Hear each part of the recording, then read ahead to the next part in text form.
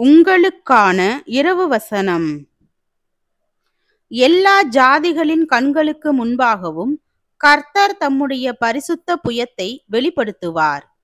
பூமியின் எல்லைகளில் உள்ளவர்கள் எல்லாரும் நமது தேவனுடைய இரட்சிப்பை காண்பார்கள். புறப்படுங்கள், புறப்படுங்கள், அவ்விடம் விட்டு போங்கள்.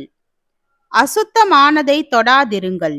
கர்த்தருடைய பாத்திரங்களை சுமக்கிறவர்களே, அதன் நடுவிலிருந்து புறப்பட்டு உங்களை சுத்திகரியுங்கள். நீங்கள் தீவிரித்து புறப்படுவது இல்லை. நீங்கள் ஓடி போகிறவர்கள் போல ஓடி போவதும் இல்லை. கர்த்தர் உங்கள் முன்னே போவார். இஸ்ரவேலின் தேவன் உங்கள் பிறகே உங்களை காக்கிறவராயிருப்பார். இதோ என் தாசன் ஞானமாய் நடப்பார். அவர் உயர்த்தப்பட்டு மேன்மையும் மகா உன்னதமுமாயிருப்பார்.